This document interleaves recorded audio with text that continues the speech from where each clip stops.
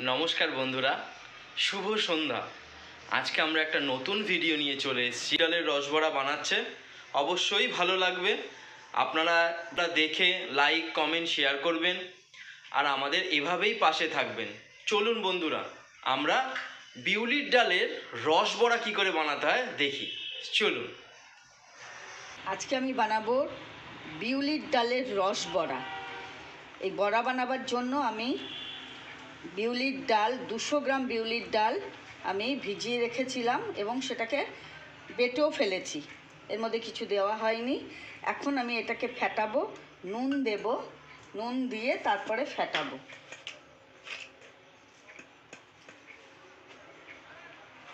সামান্য স্বাদ অনুযায়ী লবণ দিলাম। এবার এটাকে ফেটাবো।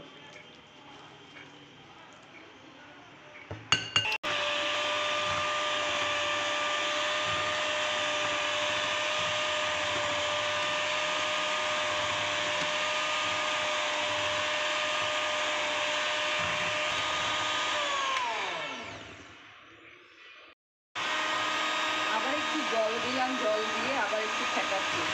বেশি আঁচ হয়ে গেছিলো, ঠিক হয় না, একটু জল দিয়ে ফেটাচ্ছি।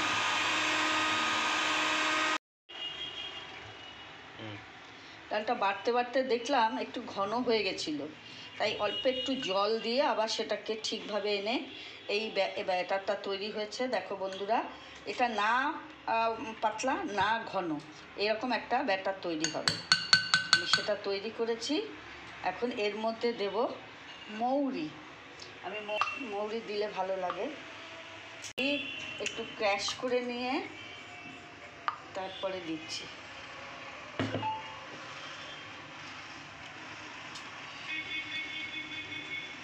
মৌরির গন্ধটা ভালো লাগবে বলে মৌরি দেওয়া।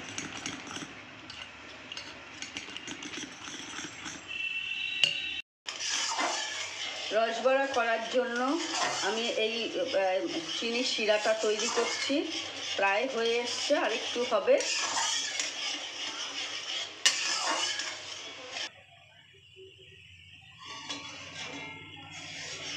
দেখো রসটা এইরকম হবে, বেশি ঘনও হবে না, বেশি পাতলাও হবে না, একটু আঠা আঠা হলেই হবে।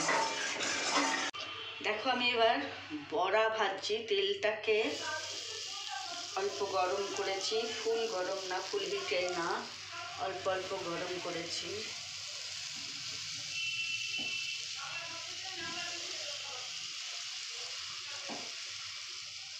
বলছি আবার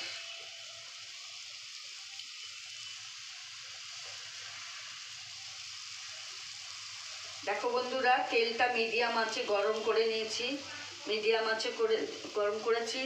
এবার সব আস্তে আস্তে বড়া করে দিচ্ছি।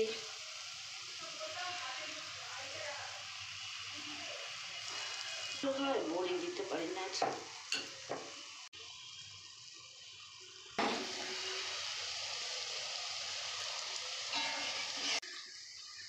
এই বড়াগুলো একটু লাল লাল হবে, মানে বড়া তো লাল লালই হতে হবে, তো তার জন্য একটু বেশি সময় ধরে ভাজতে হবে, যাতে ভেতরেও কাঁচা না থাকে আবার উপরে লাল হয়, সেরকমভাবেই ভাজতে হবে।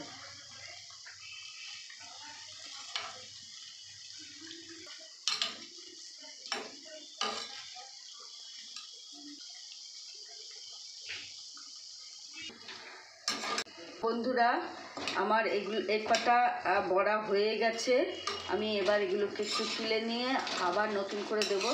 এগুলোকে কিছুটা করে নিয়ে এগুলোর বড়াগুলো একটু ঠান্ডা করে রসের মধ্যে ফেললাম। এখন এটাকে 4-5 ঘন্টা এই রসের মধ্যে রেখে দিতে হবে, তারপরে এর মধ্যে রস ঢুকবে। অনেকক্ষণ রাখতে হবে, তা না হলে এর মধ্যে ভেতরে রস যাবে না।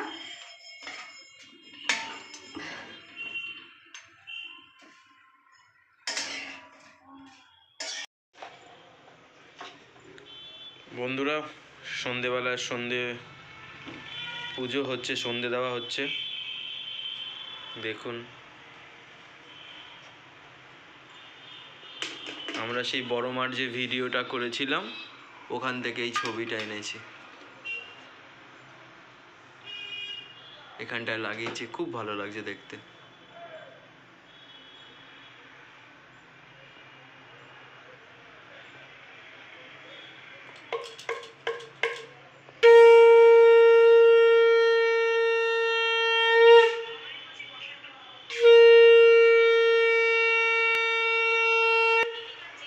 এখন শাক বাজলো, আর আজকে স্বামী বিবেকানন্দের জন্মদিন। আমরা মালা পরিয়েছি।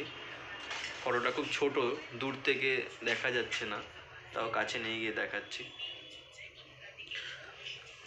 আমাদের গোপাল, একটা গোপাল, একটা গোপাল, একটা গোপাল, তিনটে গোপাল আমাদের।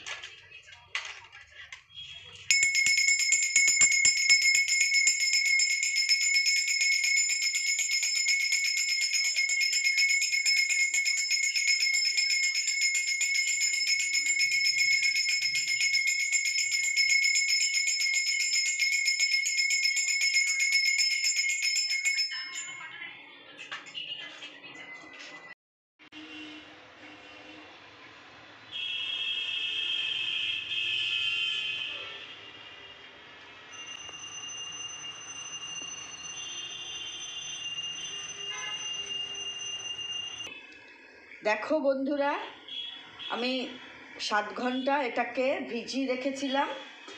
তো ভিজিয়ে রাখার পরে দেখো কত বড় বড় হয়ে গেছে, ফুলে গেছে, বড় হয়ে গেছে, রস ভরে গেছে এবং কত নরম হয়েছে। দেখতেও সুন্দর হয়েছে, একদম দেখতে কত সুন্দর হয়েছে দেখো, লাড্ডুর মতন হয়ে গেছে।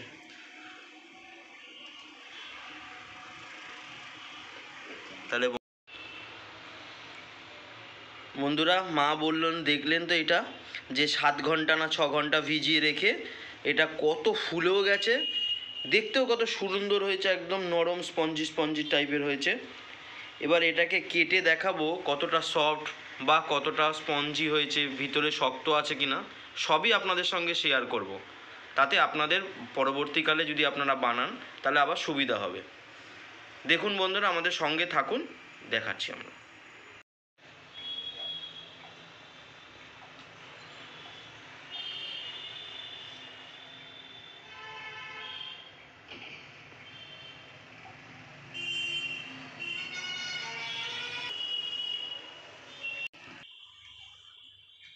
দেখো বন্ধুরা কতটা নরম হয়েছে, রস কতটা ঢুকে গেছে, একদম সফট, একদমই নরম হয়েছে, দেখতেও সুন্দর হয়েছে, খুব ভালো, খুব ভালো। এবার চলো দেখি, সার্ভ করো। কিরে, কেমন হয়েছে রে? খুব ভালো হয়েছে। দেখি খেয়ে দেখাও, কেটে একদম খেয়ে খাও। আজ কিন্তু স্টার্টই করে দিছে। ভালো হয়েছে, ভালো হয়েছে, খুবই মিষ্টি হয়েছে। তা মিষ্টি জিনিস তো মিষ্টিই হবে। খুবই সুন্দর হয়েছে। আবার মাঝে মাঝে মৌরির ফ্লেভার খুব সুন্দর লাগছে। চলো খাও মন্টু। দিদি কেমন লাগছে? খুব ভালো। কি খেতে খেতে কি মনে হচ্ছে?